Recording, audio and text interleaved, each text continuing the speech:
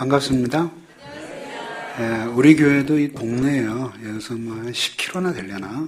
우리 평촌에 있고요.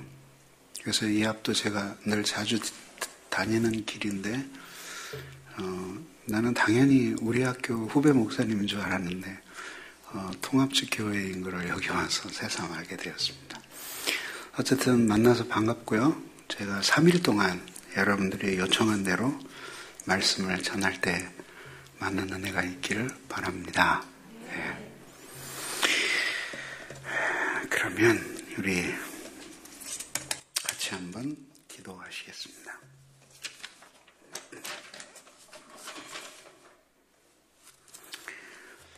하나님 감사합니다. 오늘부터 이 교회에서 하나님이 계획하신 대로 3일 동안 말씀 집회를 엽니다. 하나님 매 시간마다 은혜를 내려주시고 저희로 하여금 우리 주님을 만날 수 있도록 복 주시옵소서.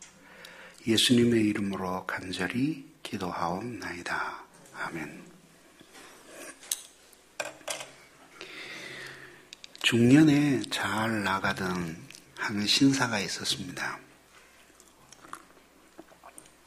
젊은 나이에 승승장구해서 임원의 위치에까지 이르게 되었는데 불현듯 건강에 이상이 생기게 되었습니다. 문제는 어느 병원에 가도 그 병명을 정확히 알아내지 못한 것이었습니다.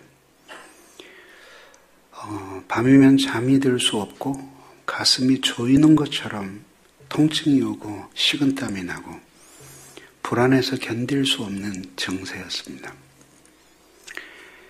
그러다가 누군가의 소개로 그리스도인인 정신과 의사가 진료하고 있는 병원에 소개받게 되었습니다.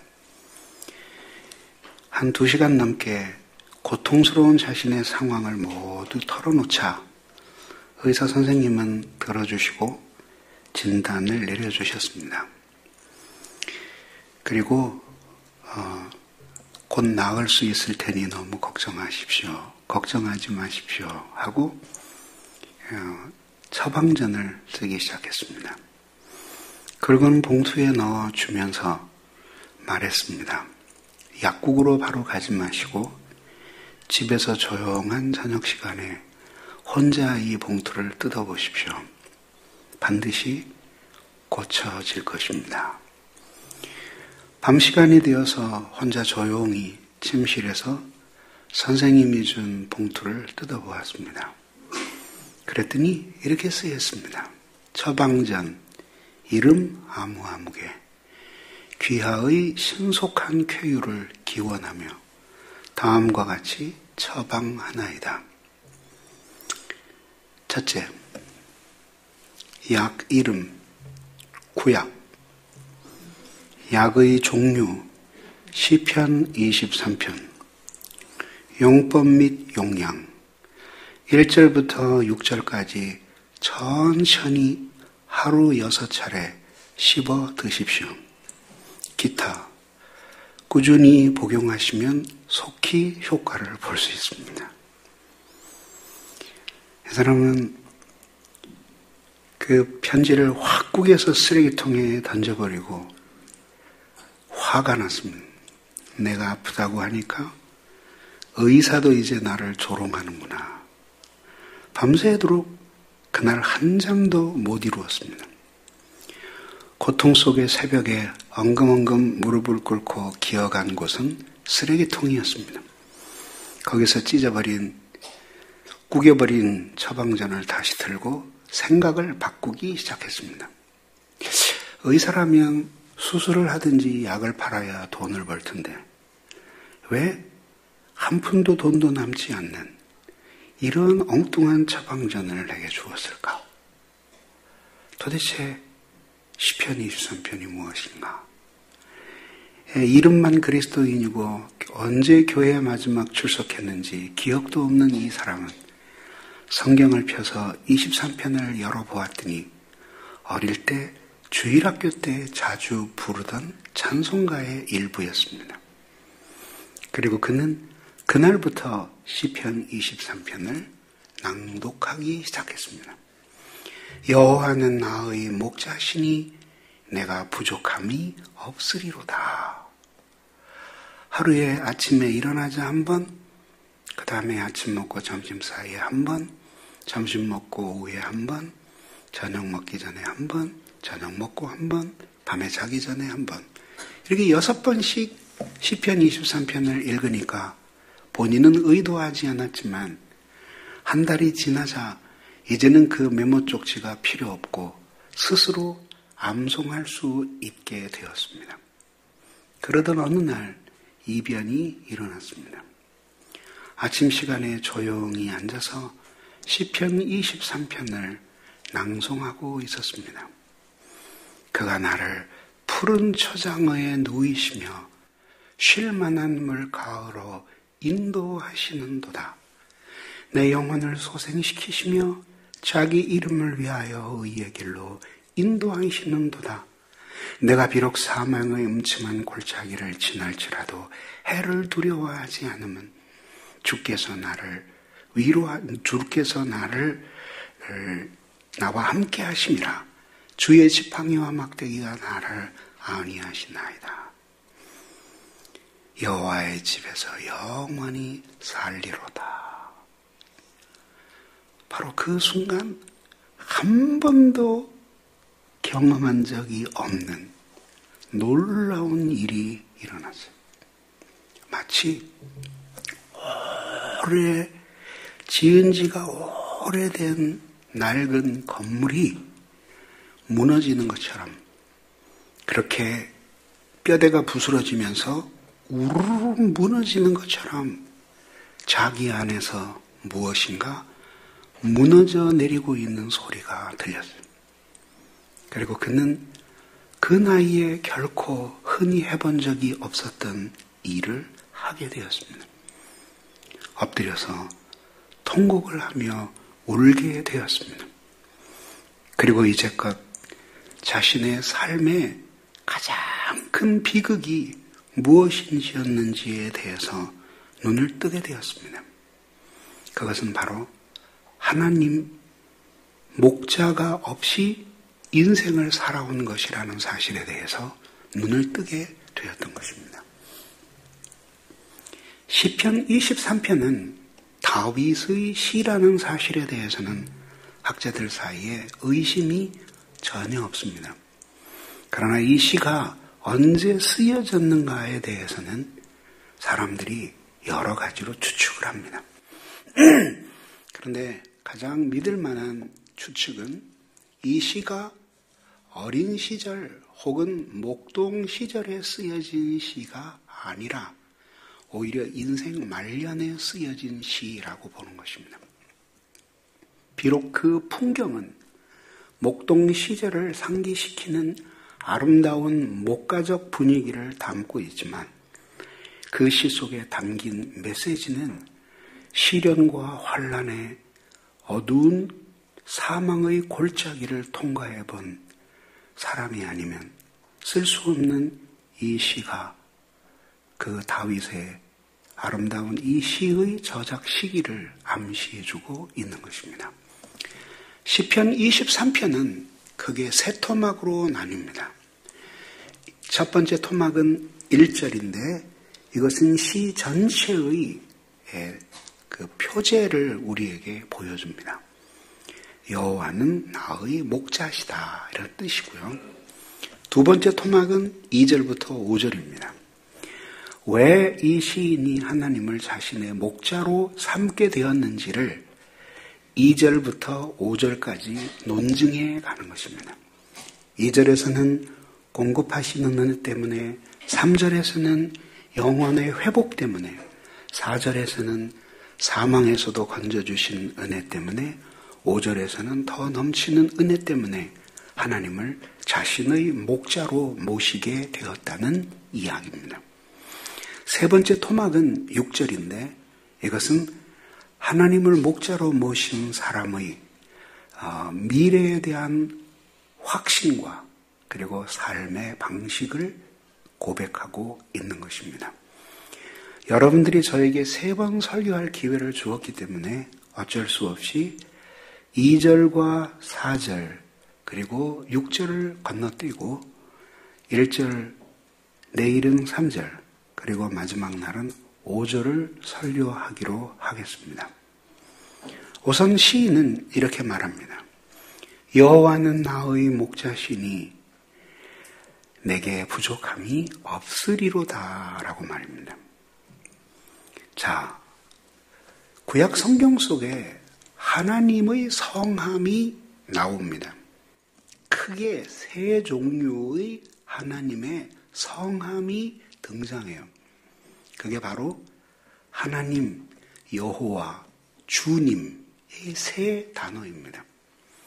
그러면 왜 여기서 하나님의 3 성함 중 왜 2개, 즉 하나님이나 주님이 아니고 여호와라는 단어가 여기에 쓰여졌을까 하고 묻는 것은 사소한 것처럼 보이지만 그러나 사소한 질문이 아닙니다.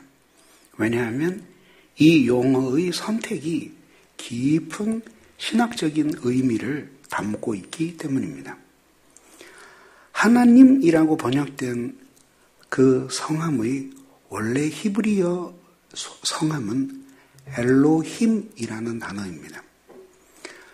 많은 사람들은 엘로힘이 어디서 왔을까라고 규명하지만 그 근원을 찾는 것은 쉽지 않습니다. 아마도 신 혹은 하나님이라는 명사의 복수 형태일 것이라는 것에 대해서는 의심의 여지가 없지만 그 엘이 어디에서 왔을까라는 것은 많은 이론들이 있습니다. 무엇이 정확할지를 단숨에 가늠하기는 쉽지 않지만 그래도 제가 공부한 바로는 설득력 있는 이론은 아마 그 엘이라는 이름이 울에서 왔을 것이다 라고 보는 것입니다. 울은 원래 도토리 나무를 가리킵니다. 도토리 나무는 뿌리가 매우 강해서 웬만한 바람에 쓰러지지 않는 강인한 나무입니다. 그것이 당시 근동 사람들에게 마치 신은 그렇게 뿌리가 강해서 바람에 흔들리지만 부러지지 않는, 뿌리 뽑히지 않는 강한 면모를 가진 존재가 신이라고 하는 말에서 아마 이렇게 왔을 것이라고 추측을 하는 것이죠. 물론 어떤 학자는 명사에서 하나님의 성함이 왔다는 사실을 받아들이기를 거부하면서 엘로힘은 동사에서 온 것이고 그 동사는 알라흐라는 동사인데 두려워하다라는 동사에서 하나님의 성함이 왔을 것이다 라고 추측을 하기도 합니다. 근데 확실한 사실 하나는 하나님이라는 이 성함은 이스라엘 사람들에게 뿐만 아니라 모든 인류에게 계시된 하나님의 존함이었어요. 그래서 그것은 모든 신들 위에 뛰어나고 강한 하나님이라는 의미를 가지고 있습니다. 이에 비해서 야훼라고 하는 우리말 성경에서 여호와라고 번역된 이 단어는 모든 사람들에게 계시된 하나님의 이름이 아니고 하나님과 언약을 맺은 이스라엘 백성들에게만 계시된 하나님의 존함이었어요. 그렇기 때문에 여호와라고 하는 이 말은 이 고백을 하고 있는 시인이 하나님 앞에 위대하고 능력 있는 하나님 앞에 한 연약한 인간이라는 뜻이 아니라 하나님과 언약 관계에 있는 하나님의 백성이라는 사실을 암시하고 있는 것입니다. 그러니까 이 시인이 그 하늘에 계신 위대한 분을 여호와라고 불렀을 때 그것은 하나님과 이 시인 사이에 이미 맺어 있는 언약관계, 그 언약관계 안에서 하나님은 자기를 버리지 아니하시고 자신은 하나님의 모든 말씀에 순종하며 살아가야 하는 언약관계에 있는 인간이다라는 이것을 이미 전제하고 있는 것입니다. 그러면서 시인은 여호와는 나의 목자시니라고 말합니다. 자, 그 여호와가 도대체 누구이실까요? 하나님은 만질 수도, 볼 수도, 냄새 맡을 수도, 그리고 들을 수도 없는 분입니다. 그런데 그분의 존재에 대해서 우리가 어떻게 추측할 수 있을까요?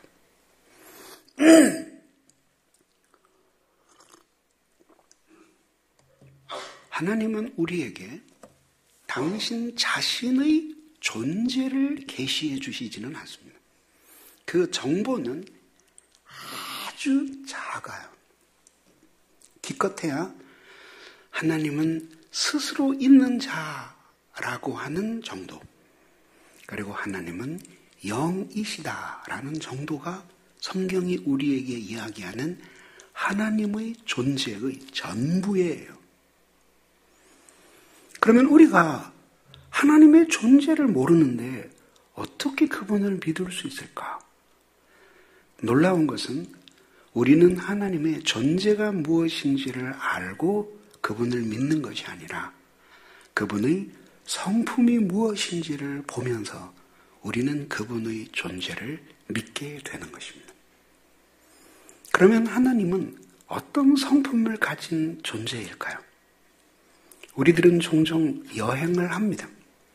외국에 수천 년 된, 적어도 5,000년 혹은 6,000년 된 유적지를 돌아봅니다. 그리고 우리는 결코 그때의 사람들을 대면해 본 적이 없습니다. 그러나 그들이 남긴 유적을 보면서, 작품들을 보면서 한 번도 만난 적이 없는 그 사람들이 얼마나 위대한 정신과 능력을 가진 사람들이었는지에 대해서 깊은 인상을 받게 됩니다. 그런 재미로 여행을 하는 거죠. 그러면 하나님은 무엇인지, 어떤 존재인지 우리가 쉽게 알 수 없지만 하나님이 어떤 분이신지를 간접적으로나마 우리는 알 수 있죠. 자, 하나님이 어떤 분이신지 그분의 위대하심에 대해서 여러분들의 눈을 열어드리겠습니다. 자, 저와 함께 밖으로 나가서 밤하늘을 봅시다. 불빛이 찬란한 도시에서는 별 볼 일이 없지만 그러나 산속에 깊이 들어가 도시의 불빛이 비치지 않는 곳에서 맑은 하늘을 올려다보면 하늘에는 도시에서 볼 수 없는 수많은 별들로 가득합니다. 자, 그 별이 얼마나 멀리 있고 얼마나 많이 있을까요? 우리의 육안으로 볼 수 있는 별들의 수는 약 6,000개 정도 된다고 합니다. 그러나 그 하늘에 비치는 별들은 우리의 눈에 반짝이는 그 빛이 이미 그 별을 1,000년, 2,000년, 혹은 수만 년, 혹은 수십만 년, 혹은 수백만 년, 수천 광년 떨어진 곳에서 출발한 빛이 겨우 오늘 우리 눈에 들어오고 있는 것이죠. 칼 세이건이라고 하는 미국의 천문학자가 있었습니다. 여러분들이 즐겨 보셨던 다큐멘터리 코스모스라고 하는 대작이 바로 그 사람의 원작을 다시 현대화한 것입니다. 오바마 대통령이 모든 국민들에게 시청하도록 적극 권장하였던 다큐멘터리입니다. 칼 세이건은 거기서 우리 지구에 대해서 우리 지구가 속한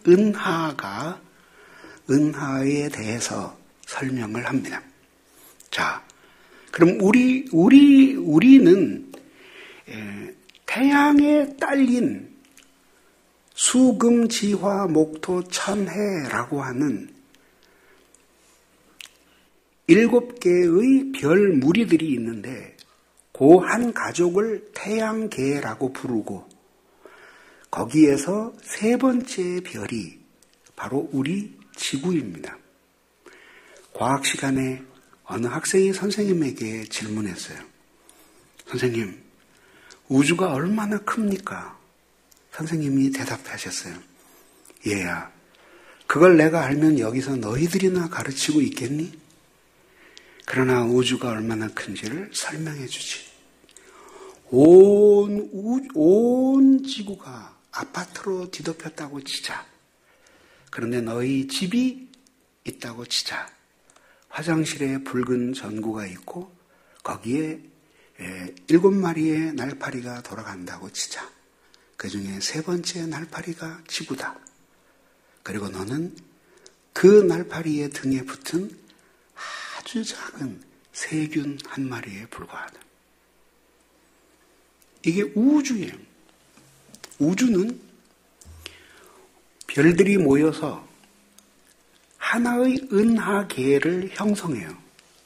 우리 지구가 속한 은하계는 타원형 모양의 쟁반과 같은데 바람개비 모양으로 생겼어요.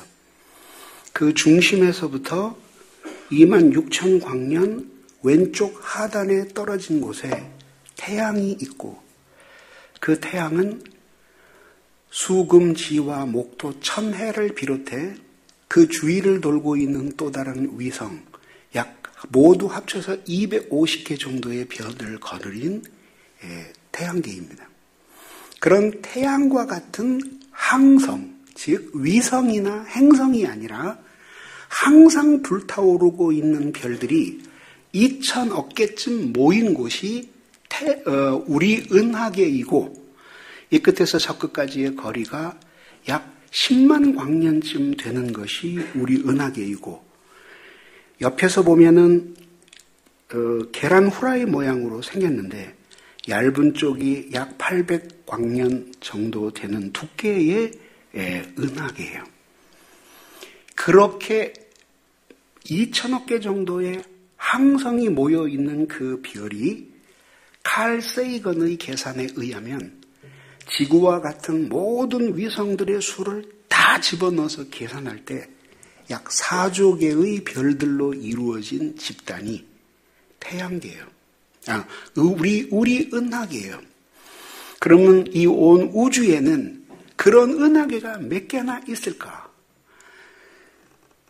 약 1,000억 개 정도 있다고 보고요. 그것도 관측 가능한 범위만 그렇다는 거죠. 그래서 과학자들의 추측은 관측 가능한 우주의 끝에서 끝까지의 거리가 빛이 150억 년 정도 달려가는 거리일 것이다 라고 보죠. 그러나 그것이 끝이 아니라 현재의 과학으로 관측 가능할 때에 추측할 수 있는 거리라고 하는 거죠. 그러면 그 공간 밖에는 무엇이 있을까? 우리는 모르죠. 그래서 최근에 학자들은 끝에까지 갈 수도 없지만 가봐야 소용이 없다. 왜? 이 우주는 매초 폭발과 함께 2,000km씩 확장되고 있기 때문이다. 우주 맨 끝은 공간이 아닌 우리가 상상할 수 없는 또 다른 차원의 세계로 이루어져 있으니 우주 공간에서 우리가 인식하고 아는 바를 그 우주 바깥에 있는 물질과 공간에는 적용할 수 없는 것이죠. 이것이 바로 우주예요.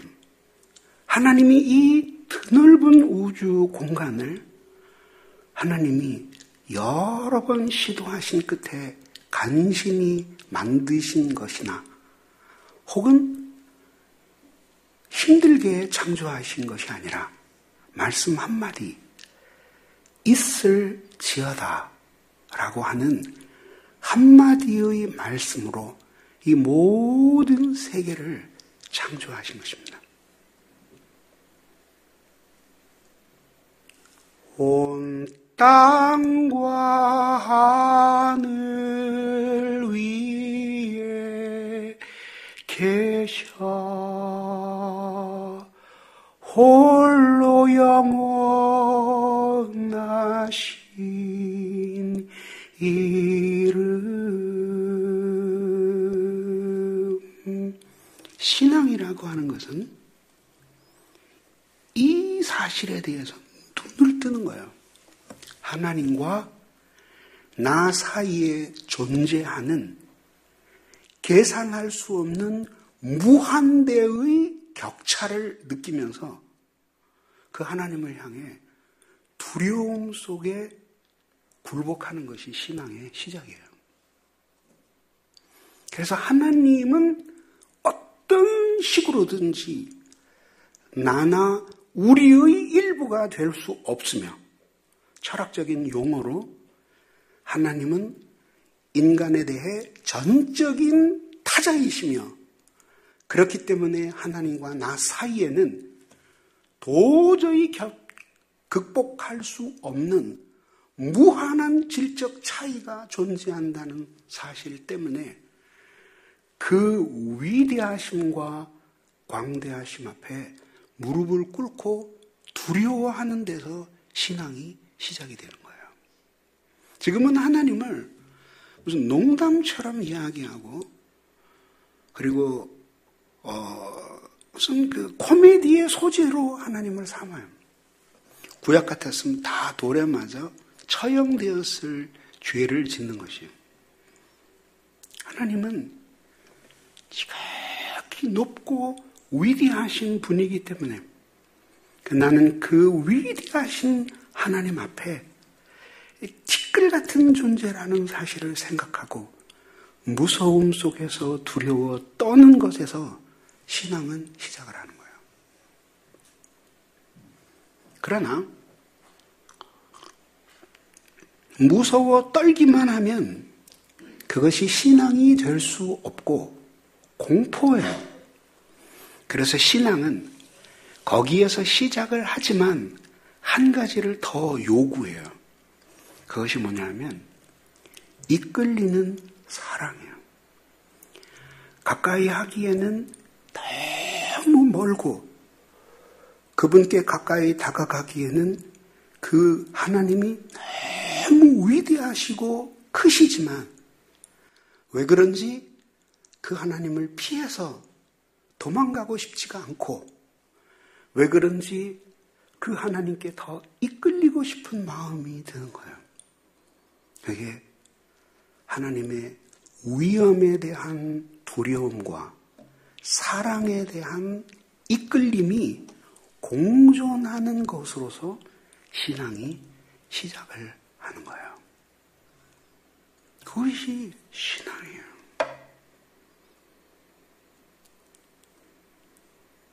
그래서 신앙의 시작은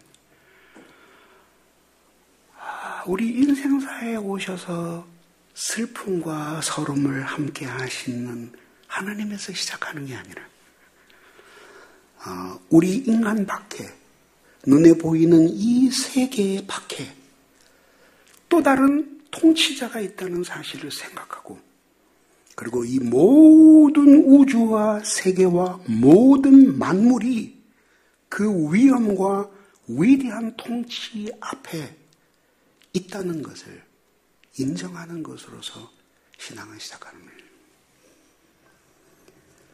주님의 높고 위대하심을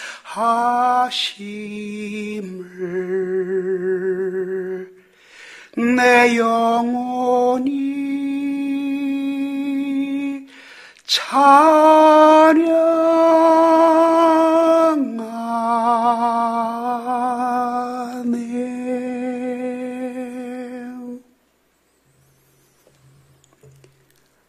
한 15년도 더 지난 때예요. 말씀을 전하러 가서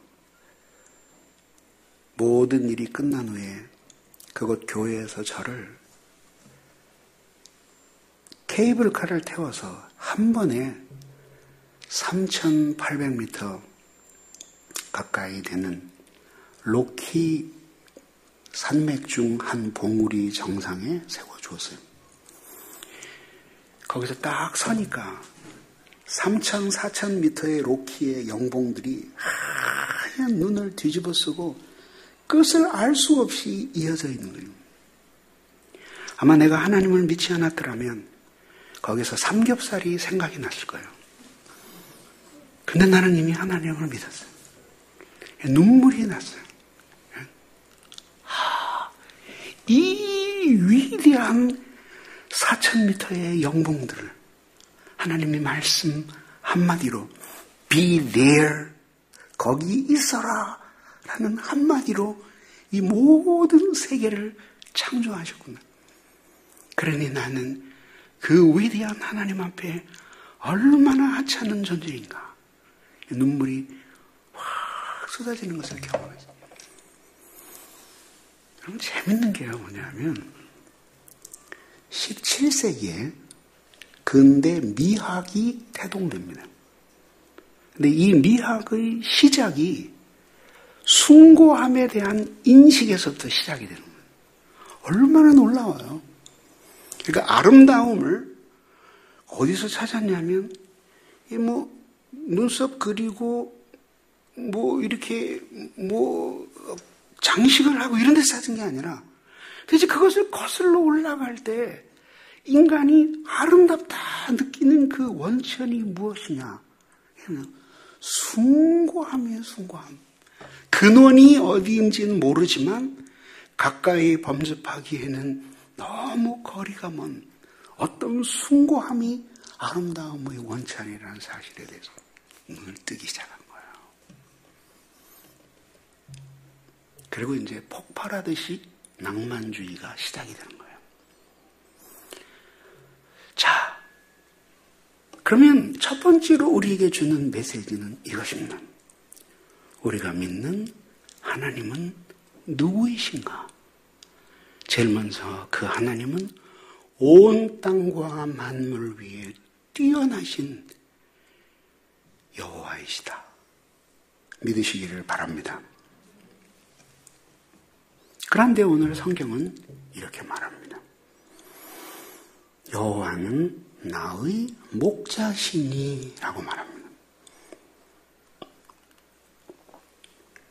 하나님에 관해서 시인이 목자라는 단어를 사용하고 있습니다. 그러면 자기는 무엇이라는 것이죠? 왜 이 소망교회 교인들은 대답을 못해요? 네? 자, 시인이 자기는 하나님의 목자, 하나님은 나의 목자라고 고백하면 자기는 무엇이라는 거예요? 근데 시편 23편을 눈을 부릅뜨고 쳐다봐도 양이라는 이야기는 안 나와요. 그냥 푸른 풀밭에 누이시며 쉴만한 물가로 인도하신다고 나오지 양이라는 이야기는 안 나와요.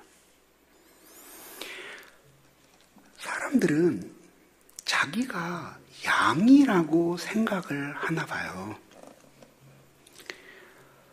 살기는 개떡같이 살아도 자기는 양이래. 그것도 그냥 양이라 그러면 기분 나빠요. 무슨 양이라 그래야 되죠? 어린 양, 순한 양? 헐. 어린 양이라고 보는. 늙은이들도 자기는 어린 양이래요. 네? 근데 여러분 성경은 코리안 컨텍스트에서 쓰여진 책이 아니라 팔레스티니안 컨텍스트에서 쓰여진 책이에요. 인정하시죠? 왜 대답이 없어요? 인정하죠? 그 정도는 배우셨을 거 아니에요. 코리안 컨텍스트에서는 양이 긍정적인 짐승이에요? 부정적인 짐승이에요? 그 사람 어때? 정말 순해, 양 같아. 긍정적이에요? 부정적이에요? 능력 없는 남자를 칭찬할 때는 착해, 순해, 성실해 이렇게 부르고요. 별로 잘생기지 않은 여자를 칭찬할 때는 별로 능력이 없는 남자를 그래도 칭찬해 줄 때는 성실해 이렇게 묘사하고요. 별로 예쁘지 않은 여자를 그래도 인정해 줄 때는 착해 그렇게 얘기하는 거예요. 별로 안 찔리세요? 그러면은 모든 사람이 능력이 없거나 못생기면 다 착할까? 그건 또 착각이죠, 그죠?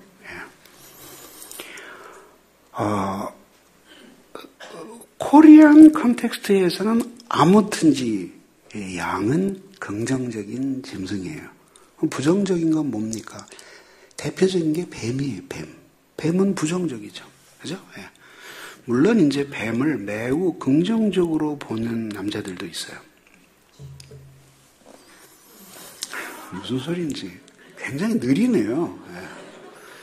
그래도 우리보다 훨씬 도시에 사시는데 더 느리신 것 같아요.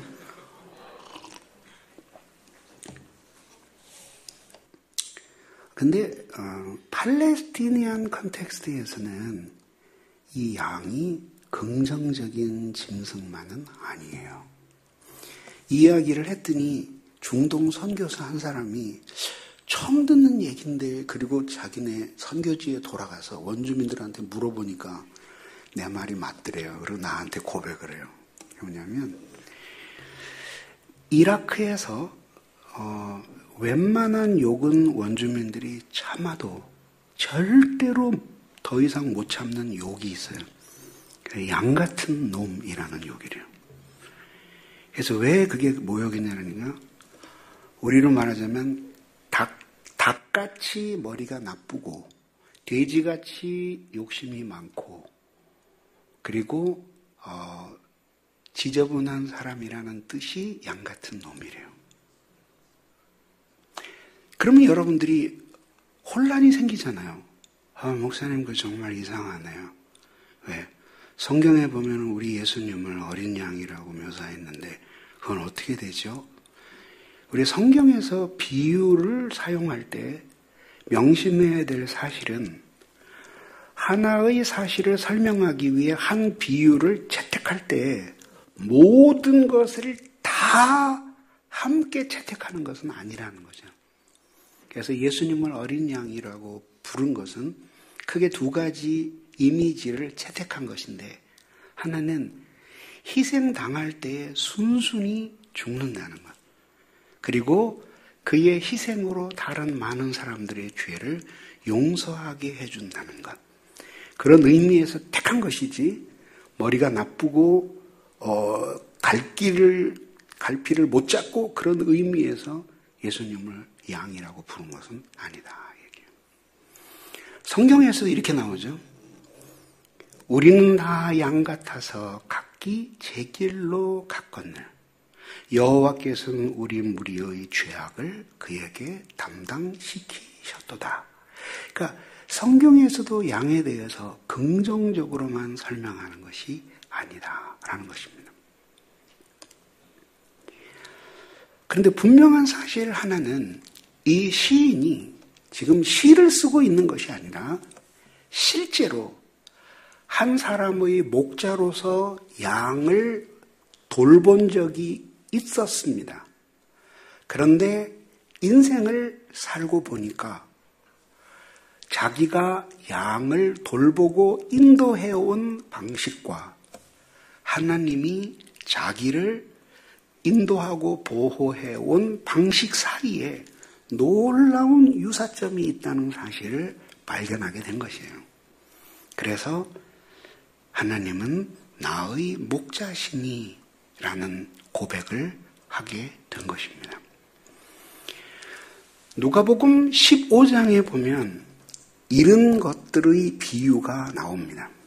그게 세 가지가 나오는데 드라크마의 비유, 그 다음에 잃은 양의 비유, 마지막 탕자의 비유가 나옵니다.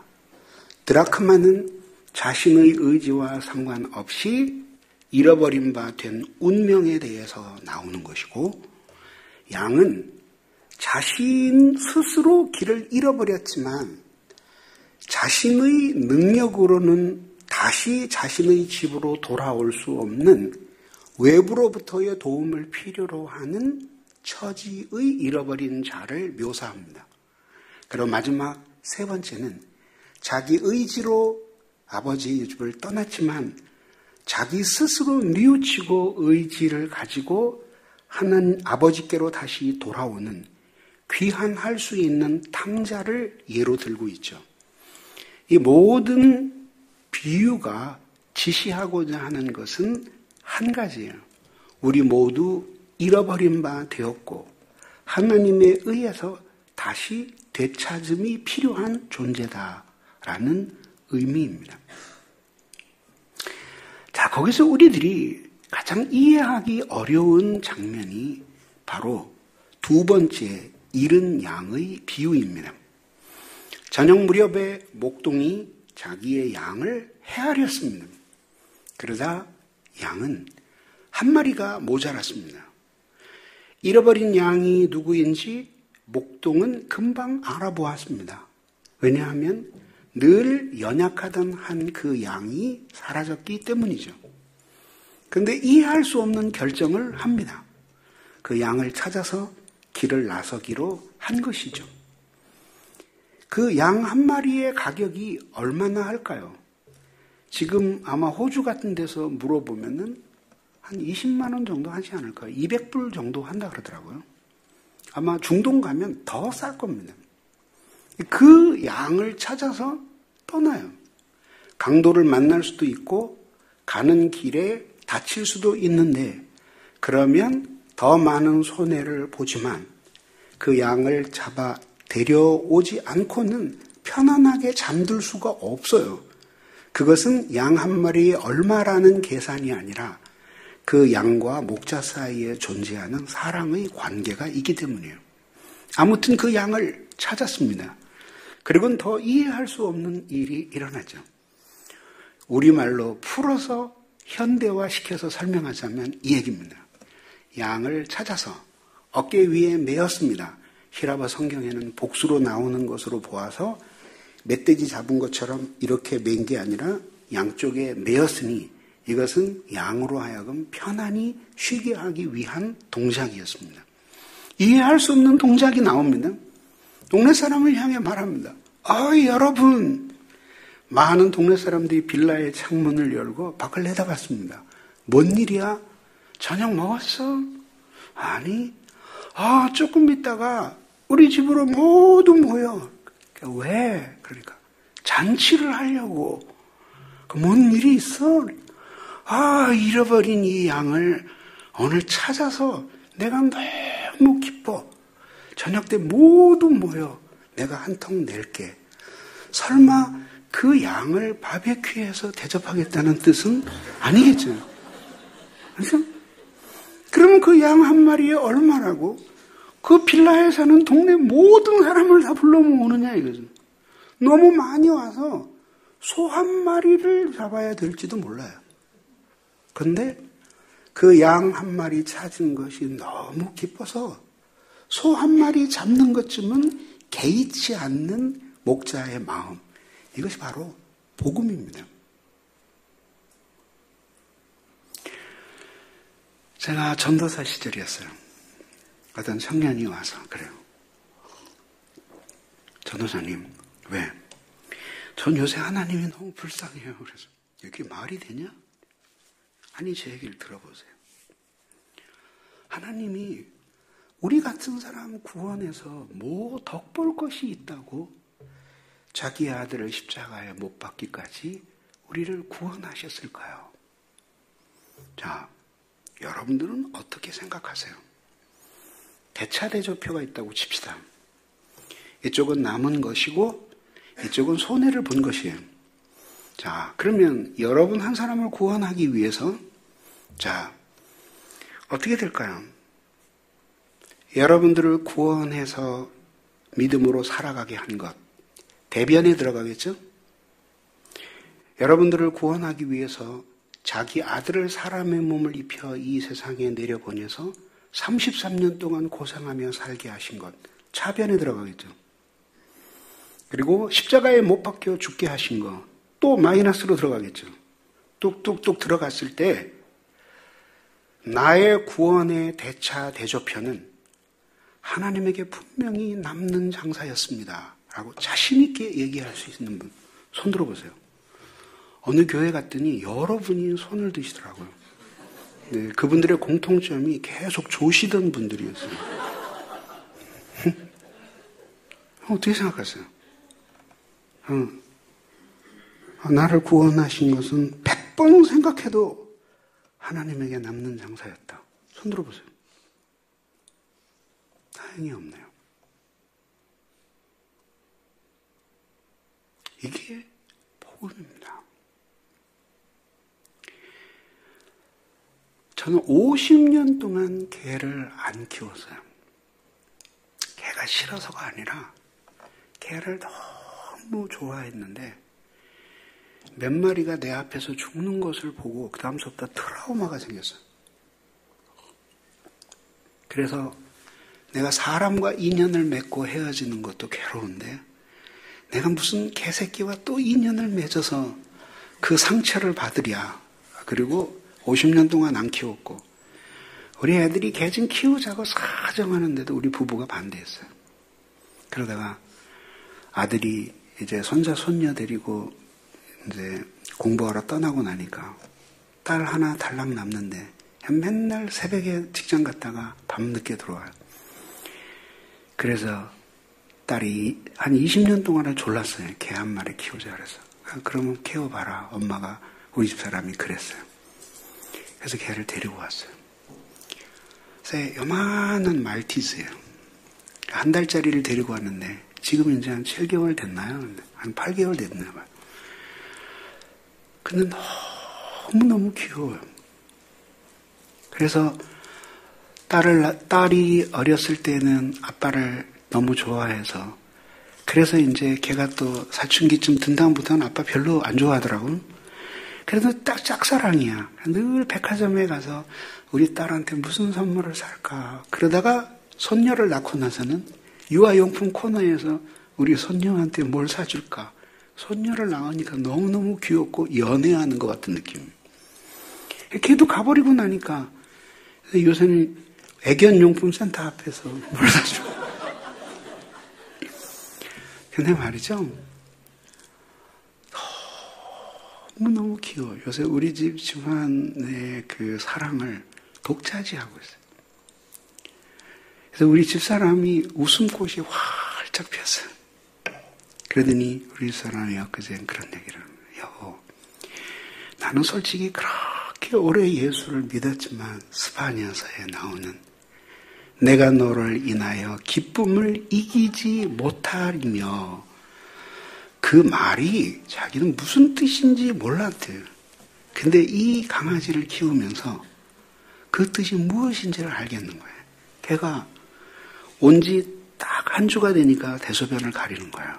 여기서 애가 우리 집사람을 너무 좋아하는 거야. 왜? 가장 자기하고 오래 있어주는 사람이잖아요. 그러니까 우리 사람 너무 좋아. 그러니까 우리 집사람이 막 똥을 넣다가 우리 집사람이 들어온 거야. 그 똥은 넣어야 되겠는데 이 주인님한테 달려가고 싶은 거예요. 근데 용변 보는 장소는 정해져 있는 거예요. 그러니까 막 끙끙거리면서 계속 똥을 떨궈뜨리면서 아내한테 달려오는 거예요. 우리 같았으면 웬만한 사람 같으면 더러워 그랬을 텐데 그거를 보면 너무 귀엽다는 거예요. 그렇게 똥을 툴툴툴툴 떨어뜨리면서 그러면서 주인이 좋다고 막 꼬리를 치며 달려오는 거예요. 저도 그 개를 기르면서 그런 생각을 많이 해요. 저는요, 텔레비에서 한 번은 뭐가 나오냐면은 모란시장이 특집으로 나왔어요. 여러분 아시죠? 개는 가축도 아니고 그러니까 소고기나 돼지고기처럼 취급을 안 해요. 그래가지고 그냥 사람들이 그 자리에서 잡아서 파는 거야. 도축장이 없어요. 그래서 뒤에서 요새는 막 때려잡았는데 옛날에 그게 아니라 전기로 푹 찢어서 찍 하고 죽어버리면 세탁기통 같은 데 집어넣고 뜨거운 물 부으면 막 돌리면서 털이 빠져요. 그거를 그다음에 토치로 확 구워서 그냥 큰 칼로 뚝뚝 잘라서 1kg에 4,000원씩 파는 거예요. 보신탕 장수들이 그걸 갖고 파는 거야. 근데 얘네들은 다 알잖아요. 근데 저쪽 밑에서 이미 피냄새가 다 나오는 거예요. 같이 있던 동료가 하나씩 끌려가서 으악! 그리고 죽는 소리가 다 들리고 그 냄새가 다 나는 거예요. 이 애들이 막 그 공포에 막 쩔어 있는 그 얼굴로 자기 죽음을 기다리는 거예요. 근데 우리 강아지 이름이 코코인데 얘를 딱 끌어안으면서 이런 생각을 하는 거예요. 이 아이와 이 강아지와 모란시장 좌판 아래에 있는 강아지는 얼마나 다른가. 그래서 한동안 눈물이 막 나더라고요.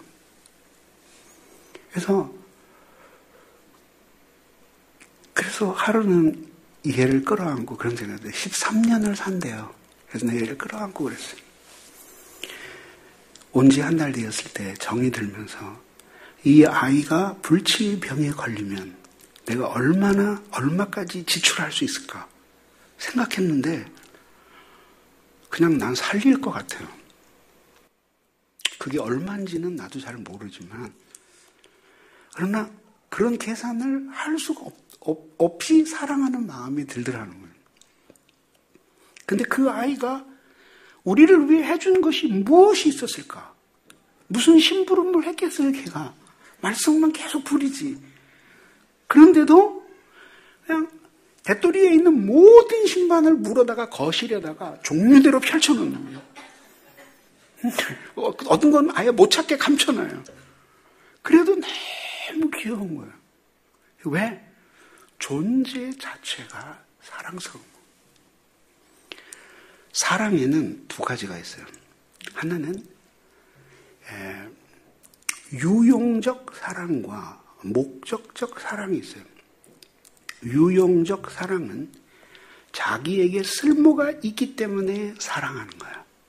근데 목적적 사랑은 대상의 특징 때문에 사랑하게 되는 게 아니라 주체의 탁월성 때문에 사랑하게 되는 거야.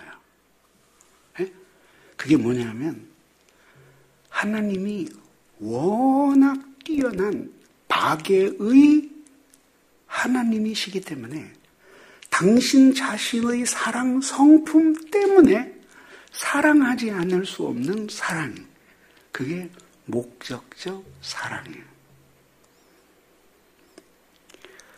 바로 그런 사랑으로 하나님이 이 시인을 사랑하시는 것을 시인이 깊이 경험을 한 거예요. 하나님이 우리를 성도로 불러주신 것은 하나님이 우리를 그렇게 당신 자신의 박애성 때문에 우리를 사랑하시는 것처럼 우리도 그 사랑의 감화를 받고 그런 박애의 마음으로 하나님과 모든 이웃을 사랑하라고 우리를 사람으로 만드시고 우리를 구원해 주신 것이에요. 유용적 사랑에 대해서 일평생 잊혀지지 않는 예화를 하나 들려드릴게요. 자매가 있어요. 어떤 형제가 대쉬를 해요. 사람도 괜찮고 신앙도 있어 보이고 집안도 괜찮아요. 그래서 결혼을 하기로 해요. 근데 마지막 결혼을 결심하기 전에 형제에게 물었어요. 자기 나 사랑해? 그러면 당연히 사랑한다고 말하겠죠. 사랑하지. 근데 왜 사랑해? 이렇게 물었을 때 정말 결혼하고 싶으면 나도 몰라. 그렇게 말을 해야 정답이에요. 그냥 네가 좋아. 그렇게 얘기를 해야 돼요. 근데 왜 내가 그렇게 좋아? 그게 좋아. 그래도 이유 없어? 니네 아빠가 부자잖아. 그게 유용적 사랑이에요. 그런 유용적 사랑은 수단이 될 수밖에 없는 거예요. 근데 너무 많은 사람이 하나님조차도 그런 식으로 사랑하려고 하는 거예요. 그거는 그리스도 예수를 통해서 우리에게 가르쳐 주시려고 했던 사랑이 아니에요. 자, 그렇게 보면 이제 하나님은 이 시인에게 목자예요. 그래서 말할 수 없는 큰 사랑을 가지고 당신 자신의 박애 때문에 이 시인을 사랑하신 거예요. 그게 바로 언약적 사랑이에요.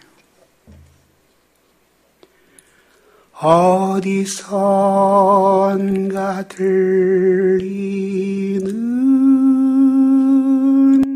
주님의 음성, 너는 내 것이라,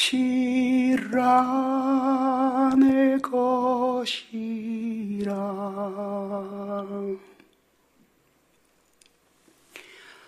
이 목자라는 말이 우리에게 보여주는 또 한 가지는 하나님이 우리를 인도하시는 방식이에요.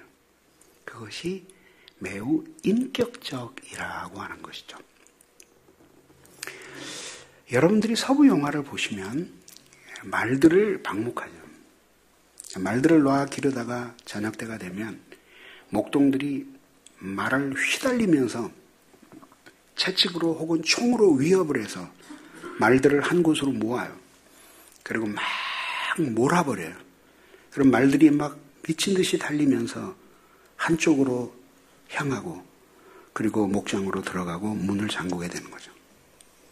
근데 양은 그렇게 몰 수가 없어요. 왜냐하면 이 양은 우선 지독한 근시예요. 그래서 한 2, 3m 밖에 못 본다 그래요. 나머지는 이렇게 눈 나쁜 사람들이 희미하게 보이는 것처럼 보여요. 그래서 성경에 보면 길을 잃어버린 양의 이야기는 많이 나오는데 돌아온 양의 이야기는 없어요.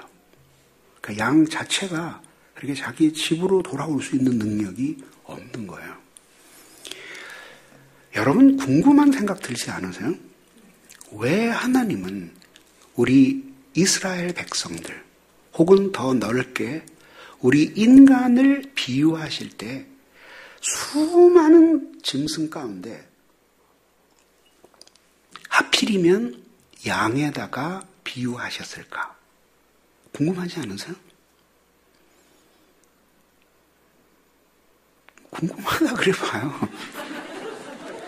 아이 참 재미 되게 없네. 궁금해져? 설교 들을 때 설교자는 여러분들이 어떤 눈빛으로 설교에 다가오는지에 대해서 120%를 말할 수도 있고 60% 하고 보따리를 쌓을 수도 있어요. 궁금하죠? 아니 그냥 나 좋으라고 대답하라는 게 아니라 진짜 궁금하잖아요. 왜? 나는 궁금했어요. 왜 수많은 짐승이 있는데 구약부터 신약까지 한결같이 우리를 양떼라고 부르냐. 무슨 의미일까?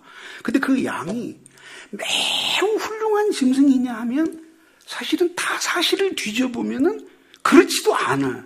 그런데도 그거를 사용할 때에는 거기에 뭔가 성경이 제시하고 있는 매우 독특하고 특별한 의미가 있기 때문이 아니겠어요? 자, 이 세상에 있는 모든 동물들은 방어 기제를 가지고 태어났어요. 예를 들자면 어떤 거죠? 남이 공격해 올 때 물어뜯을 수 있는 강력한 이빨, 그 다음에 도망갈 수 있는 엄청나게 빠른 다리, 그 다음에 심지어 자신의 그렇게 달려갈 능력이 없으면 순식간에 자기의 색깔을 변화시켜서 주변의 풀이나 나무 색깔하고 똑같이 만들어버려서 자기를 은폐해 버리는 카멜레온 같은 짐승이잖아요. 그리고 그것도 도저히 능력이 안 되면 고슴도치같이 온몸에 털이 돋아서 완전히 감싸버리면 누구도 공격할 수 없어요. 그리고 약간 치사하긴 하지만 방귀를 뀌어서라도 그 웬만한 짐승들은 기절하거든요. 어떤 사람이 실험을 했어요. 자기 애완견을 데리고다 놓고 뒤에다가 강력한 가스를 발사했어요. 근데 걔가 졸도했어요. 그렇게 못된 애들도 있어요. 세탁기에다 놓고 막 돌리고 나쁜 놈들이. 근데 어쨌든 그래요. 근데 양을 생각해 보세요. 빠른 다리, 양 절대 안 빨라요. 그리고 두 번째, 이빨? 무슨 이빨이에요? 그거는 씹어먹기 위해서 어금니가 발달된 이빨이지 양이 누구를 물어서 피를 흘리게 했다는 얘기 들어봤어요? 상관없어요. 그리고 임팔라라고 아세요? 자동차 말고 임팔라라는 짐승이 있어요. 요만한 체구고요. 뿔이 한 60에서 70cm 정도 나왔어요. 임팔라가 사파리에서 다큐멘터리로 봤어요. 근데 사파리에서 풀을 뜯고 있는데 너무 배고픈 사자가 접근을 했어요. 그리고 바람 반대 방향으로 항상 서서 다가가서 사정거리 안에 딱 들어오니까 미친 듯이 질주를 하기 시작했어요. 임팔라가 그것을 깨달았을 때는 너무 늦었어요. 그래서 미친 듯이 도망을 가는데 도저히 도망갈 수 없어요. 그러니까 어마어마한 속도로 달려오는 사자를 향해서 몸을 틀었어요. 그리고 부딪혀버렸더니 임팔라의 뿔이 사자의 이 겨드랑이로 들어가서 등으로 나와버렸어요. 그리고 함께 둘이서 뒹굴렀어요. 그리고 피투성이가 된 채 이 뿔을 뽑고 임팔라는 도망갔고 사자는 그때 그 상처가 있고 정확하게 2개월 뒤에 죽어요. 이만한 짐승에게도 자기를 보호할 수 있는 게 있어요. 근데 양은 빠르지도 않고 이빨도 없고 눈도 안 보여요. 뿔이 있는데 뿔은 무엇에 쓰려고 만들었는지 우리가 봐도 이해가 안 가요. 그건 내가 보기에는 그냥 미학적 디자인이에요. 이렇게 만두처럼 딱 말린 것이 딱 붙어 있는 거예요. 응? 그 향이에요. 그래서 그것이 주는 메시지가 뭐냐면 처음부터 양은 혼자 살 수 없도록 창조된 거예요. 인간 가까이에서 인간의 사랑을 받고 돌봄을 받으며 인간에게 유익을 제공하고 인간들과 관계를 맺으며 살도록 창조된 짐승이었어요. 그래서 그 많은 짐승 중 양을 탁 찍으신 거예요. 그러니까 어떤 사람이 질문을 해요. 목사님, 산양이 있지 않습니까? 야생양. 그래서 어떻게 됐죠? 전 세계적으로 멸종 위기의 동물이 산양이에요. 그거는 우리가 유추해 보면 정확히 인간의 품을 이탈했거나 이렇게 하면서 결국은 양이 된 것인데요. 그러니까 그 양들이 왜 죽냐면 포식 동물들을 피해서 계속 위로 올라가는 거예요. 먹을 게 없어요. 그러니까 많은 거리를 여행해야 돼. 그러니까 위험한 데를 걸어 다니다가 추락사를 하는 거예요. 수없이. 그게 산양의 운명이에요.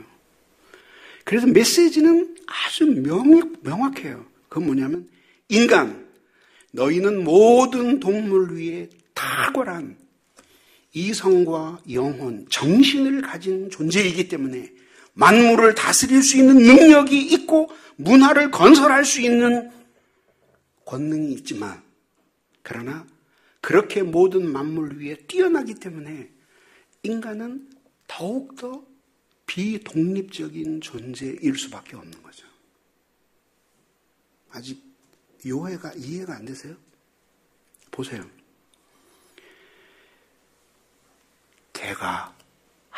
아무리 영리해도 자신을 비관하여 자살했다는 개를 본 적 있습니까? 돌고래가 아무리 영리해도 사춘기의 방황을 이기지 못해서 목을 메었다는 돌고래를 본 적 있습니까? 돼요. 예, 여러분들 기억하세요. 이제 연세 드신 분들은 제 이야기에 실감을 할 거예요. 좀 더 인생을 사시면 인간이 저렇게 살아서 존재하는 것만으로 위대해 보이는 순간이 있어요. 아, 저 사람이 사람으로 살아왔구나. 거기에 위대함을 느끼는 때가 와요. 그게 인간이 이제 사람이 되는 때예요. 철이 드는 때예요. 하나님이 인간을 향해 제일 싫어하는 죄가 있어요. 그게 뭔지 아세요? 씩씩하게 사는 거예요. 하나님 없이 혼자 힘 믿고 씩씩하게 사는 것. 더욱이 돈 때문에 씩씩해진 사람, 권력 때문에 용감해진 사람, 미모 때문에 누구도 의존하지 않고 자만해진 사람. 그런 사람들을 하나님이 제일 싫어하고 그런 사람들이 하나님을 만날 가능성이 없는 거예요. 그것이 복음이에요. 인간의 영혼이 아주 예뻐지는 때가 두 번 있어요. 그게 언제냐면 하나님 사랑으로 꽉 찼을 때. 두 번째는 자기 사랑에 대해서 가슴을 찢으며 회개할 때요. 그대의 영혼이 가장 아름다운 상태가 되는 거예요.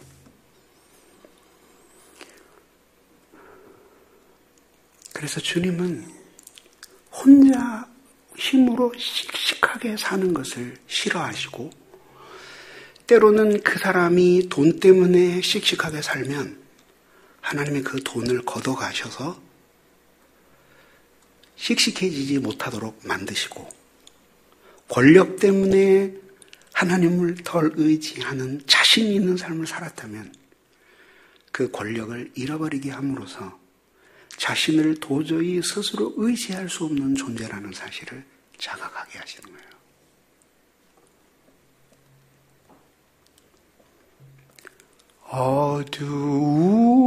어두움에 밝은 빛을 비춰주시고 너의 작은 신음에도 응답하시니 너는 어느 곳에 있든지 주를 향하고 주만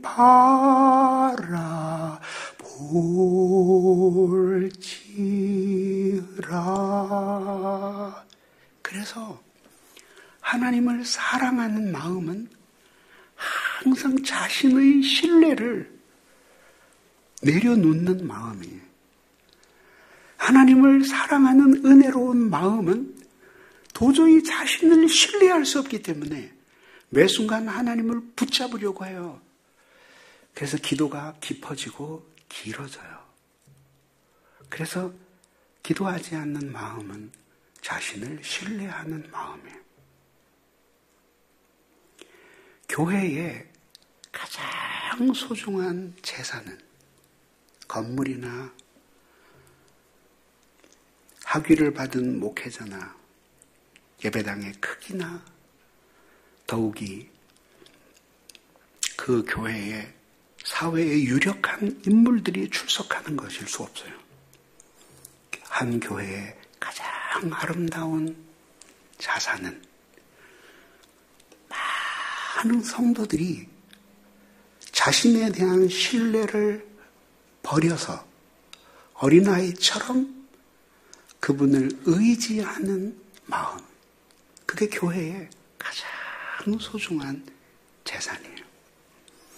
그리고 하나님은 온 사면을 두루 살피며 지금도 그렇게 절대 의존의 마음으로 당신을 의지하고 싶어하는 사람들을 향해요.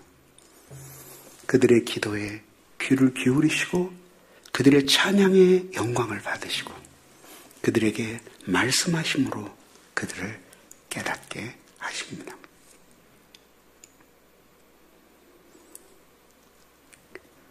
뿐만 아닙니다.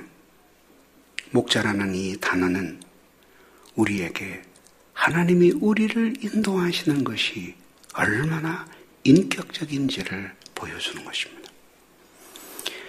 시간이 없어서 할 수 없지만 뒤편에 보면 이런 의미 있는 구절이 나와요. 그가 나를 푸른 초장에 놓이시며 쉴 만한 물가로 인도하시는 도다. 근데 미안하지만 이 번역은 잘못된 번역을 성경이 계속 계승하고 있어요. 그게 바로 쉴만한이라는 번역이에요. 이거는 히브리어를 조금만 아는 사람이면 이렇게 번역을 안 합니다.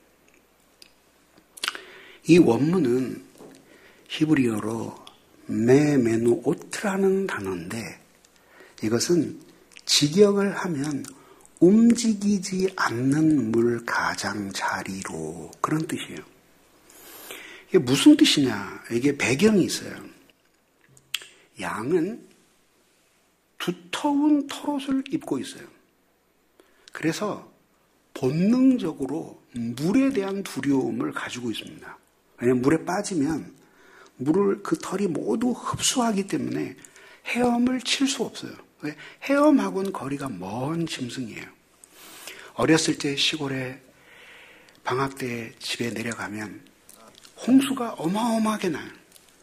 민둥산이었기 때문에 홍수가 어마어마하게 나면 우리는 그 강둑에 서서 떠내려오는 수많은 짐승 가축들을 보았어요.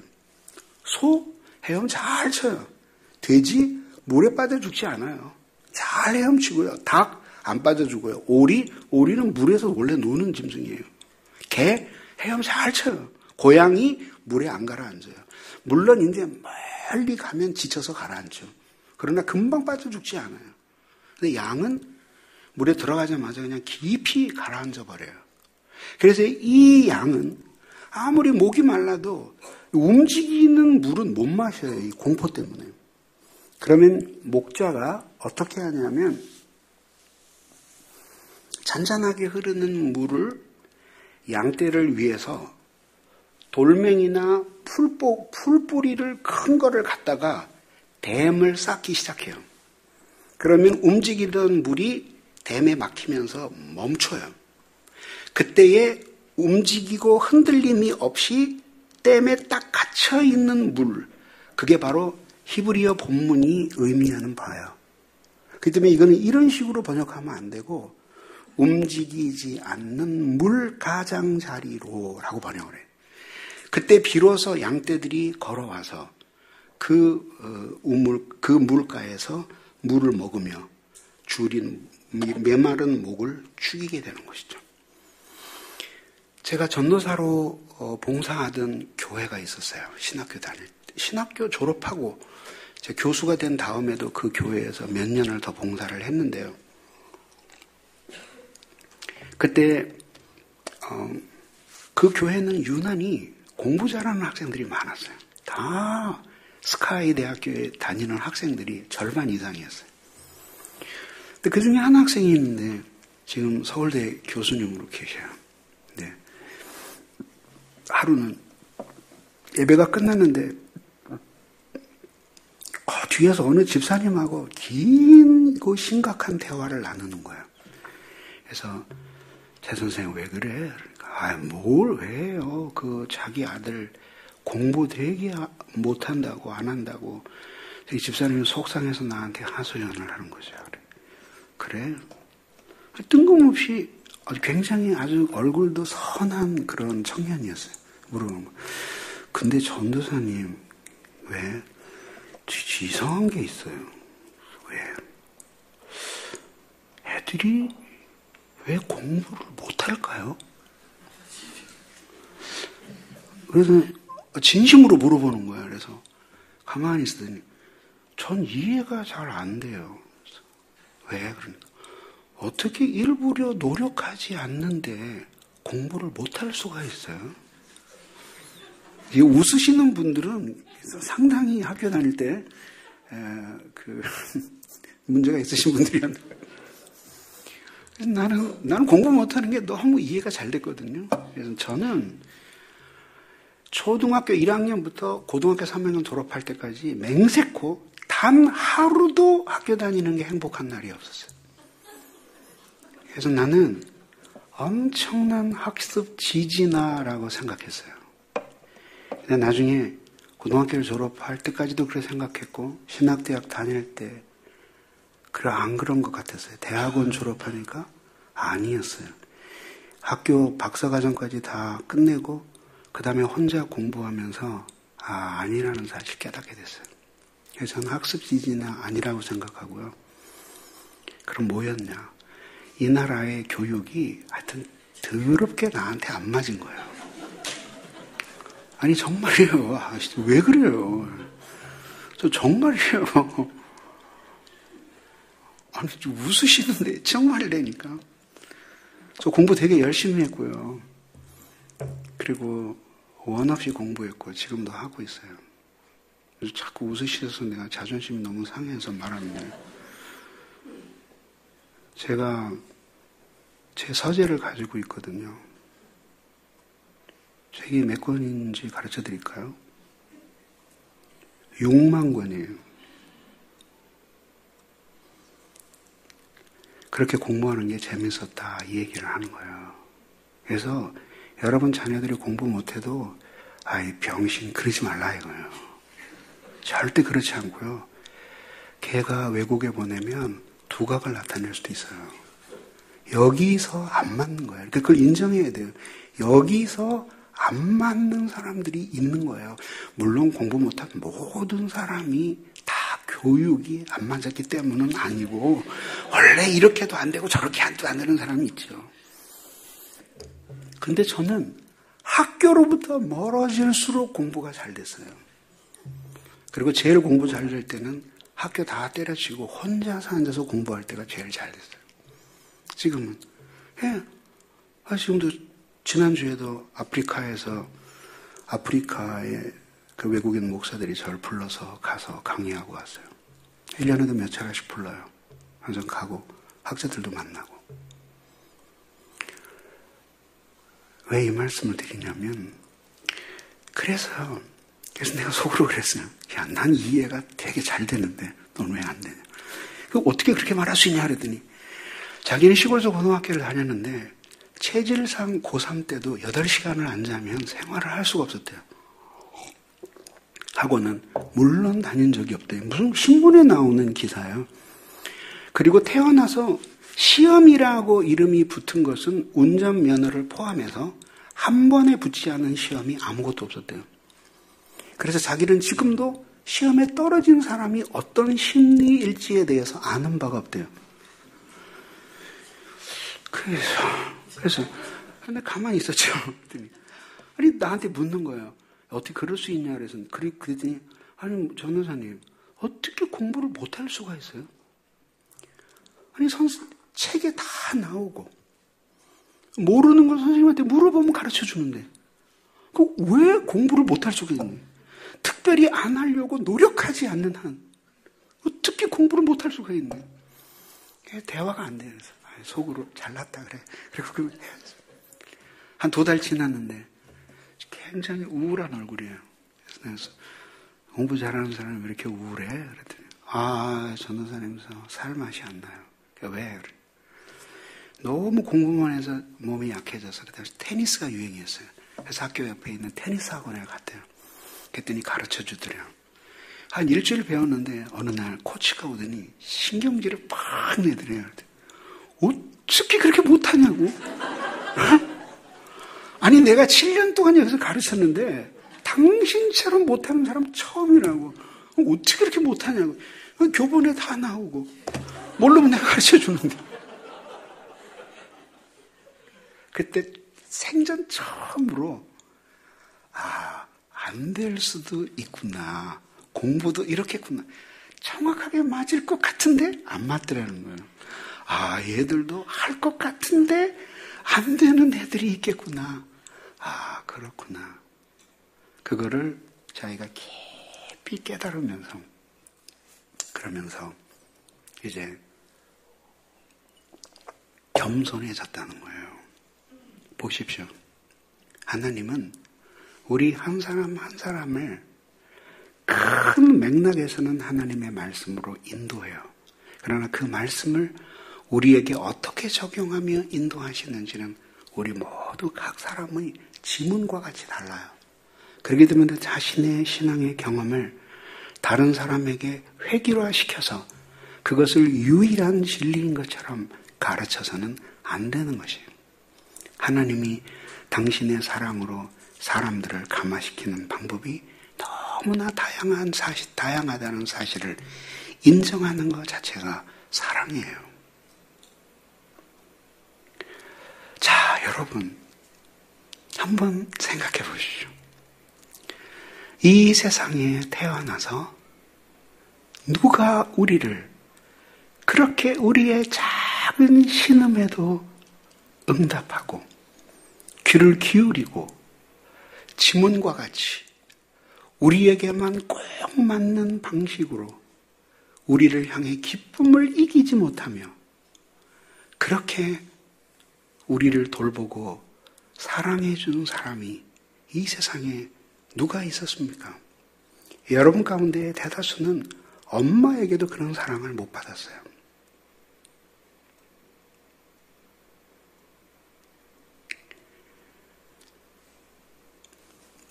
하나님만이 우리를 그런 모든 연약함을 알면서 우리를 인도하신 거예요.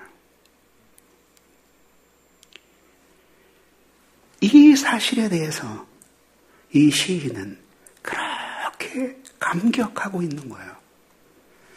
그러면서 남기는 마지막 날이 I shall have in one. 나는 부족함이 없을 것입니다. 아니, 없습니다. 모자라는 것이 나에게는 없습니다. 결핍이 없나이다. 라고 고백해요. 나는 이 이야기를 다윗이 아닌 다른 사람이 남겼으면 그래도 동의를 할 수 있어요. 그러나 다윗이었기 때문에 나는 이 고백에 동의하기가 매우 힘들었어요. 왜냐하면 다윗은 이새의 집안의 아들이었어요. 그리고 그는 탁월한 시인이요 문필가인 동시에 역사가였고 군인이었고 시인이었고 정치인이었고 그리고 탁월한 전략 전문가였어요.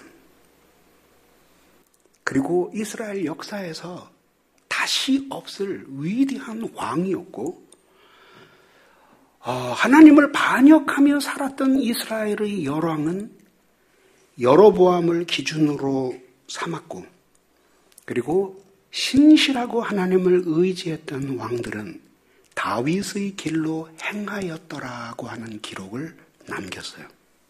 다시 말해서 선하고 하나님을 의지하는 열왕의 표준이 되었던 사람이 다윗이었어요. 그렇지만 개인적으로 이 사람은 모자라는 것이 없는 사람이 아니라 결핍투성이의 인생을 살았던 사람이었어요. 시간이 없기 때문에 간략히 말씀을 드리고 마칩니다. 자, 그는 이새의 집안의 한 아들이었습니다. 엄마 얘기는 거의 안 나와요. 아빠 이야기가 나오는데 다윗은 아버지의 사랑을 거의 못 받은 사람이었습니다. 어디서 증명이 되죠? 사무엘이 주님의 계시를 받고 이새의 아들 중에 내가 이스라엘의 왕으로 세울 자가 있으니 가서 기름을 부으라. 그러자 이새가 자기 아들들을 모두 데려왔어요. 사무엘은 그 사람인 줄 알고 기름을 부으려 할 때마다 하나님이 막으셨어요. 분명히 하나님이 이 집에 가라고 했는데 이제 더 이상 아들이 없어요. 물었습니다. 너에게 아들이 이뿐이냐? 했을 때 이새가 하나 더 있네요. 그리고 겨우 생각난 자식이 다윗이었어요. 형들에게도 사랑을 거의 못 받았어요. 형들이 염려돼서 전쟁터에 보냄을 받았죠. 그때 형들은 독한 말로 쏘아붙이며 다윗을 모욕했습니다. 그는 늘 외로운 사람이었습니다. 그러나 그 외로운 인생길에서 유일한 위로가 있었으니 우리 하나님을 의지하는 것이었습니다. 그러다 사랑하는 사람을 만났습니다. 그러나 그 여자는 자신이 가지고 있는 심오한 신앙의 세계를 전혀 이해하지 못하는 사람이었을 뿐만 아니라 공감조차도 할 의지가 없는 여자였습니다. 잘못된 결혼이었죠. 그가 떠납니다. 그리고 그는 자식들을 사랑했지만 자식들은 그를 버렸고 하나님을 너무 사랑하던 위대한 믿음의 사람이었지만 새끼들 중 아무도 아버지의 믿음을 본받은 사람은 없었어요.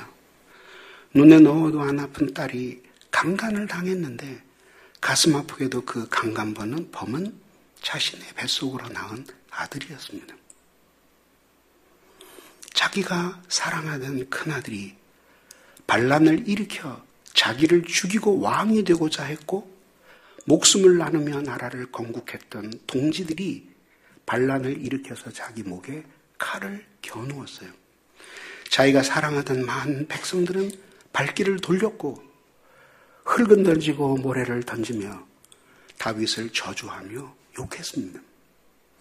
눈물을 머금고 반란을 당했을 때 법궤를 내려놓고 황망히 이방 땅으로 도망가야 했던 이 시인이었습니다. 자, 지금 일어난 일 중에 한 가지만 여러분들의 인생에 일어나도 모자라는 것이 너무 많을 텐데 이 시인에게는 모든 일이 일어났습니다. 그 가슴 아픈 인생 중에 정말 사랑하는 한 여자를 만났습니다. 그리고 마음을 모두 빼앗겼습니다. 그러나 그것은 하나님이 너무너무 미워하시는 불륜의 관계였습니다. 가오카리만치 긴 세월 동안 어둠 속에 헤매며 그는 사망의 음침한 골짜기에서 신음했습니다. 자, 이 일 중에 도대체 어떤 것들이 이 시인으로 하여금 나는 부족한 것이 없습니다 라고 고백을 하게 하였을까요? 아마 시인에게 다시 한번 네 인생을 리피트 해보겠냐고 할 때에 과연 그가 반복을 선택했을까요? 아마 그렇게 하지 않았을 것입니다. 그러면 궁금하지 않습니까? 도대체 무엇이 이 시인으로 하여금 난 부족한 것이 없습니다 라고 고백을 하게 하였을까요? 자신의 삶의 상황의 변화가 아니었습니다. 오히려 자신의 이 비극적인 삶의 모든 상황을 능가하는 하나님의 선하심, 주님의 위대하심, 그 주님의 자기를 향하신 하나님 아버지로서 베푸시는 어머니 같은 사랑 때문에 이 시인은 자신의 인생에 일어난 가슴 아픈 모든 사연을 접고 그 주님을 향해 나는 부족한 것이 없습니다 라고 고백을 하게 하였던 것입니다. 이것이 바로 신앙입니다.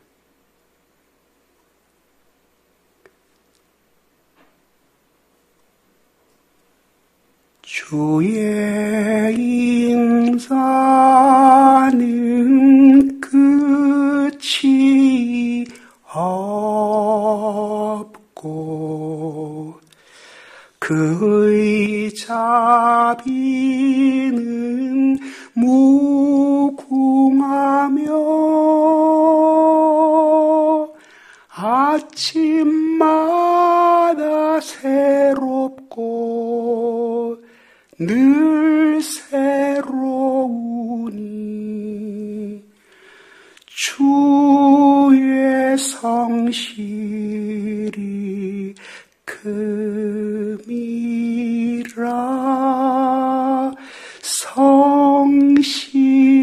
성실하신 주님.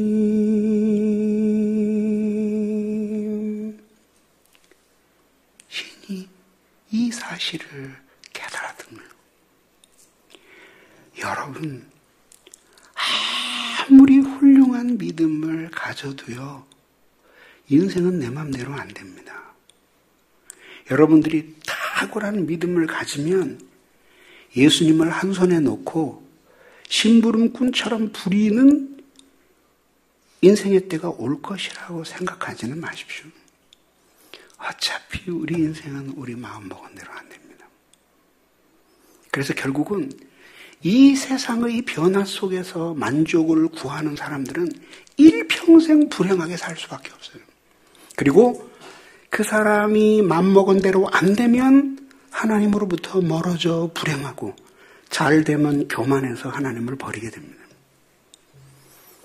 신자의 가장 큰 기업은 바로 나는 그 하나님의 손에서 기르는 어린 양이 되는 것이죠. 그래서 비록 내가 오늘은 이해할 수 없는 인생의 풍랑이는 바다 한복판을 지나는 것 같아도 내 인생이 그분의 손에 붙들려 있다는 것, 그리고 내가 이렇게 살아있는 것이 주님의 마음에 기쁨을 이기지 못하는 존재라는 것, 나의 선함과 공로 때문이 아니라 우리 하나님의 그 무한한 박애 때문에 나는 주님의 사랑을 받고 있다는 것, 여기에 우리의 신앙의 닷을 내리는 것입니다. 그리고 시련과 폭풍 속에서도 우리는 그분을 붙듭니다. 자신의 생명보다 더 사랑했던 우리를 그분이 버리실 리가 없다는 확신, 그리고 나의 인생에 있어서 마지막 희망은 그분과 올바른 관계를 가지며 그분의 한 어린 양으로서 그분의 사랑을 받으며 사는 것이라고 하는 확신, 세상이 감당할 수 없는 그리스도인이 되게 하는 인격적인 신앙의 비결입니다.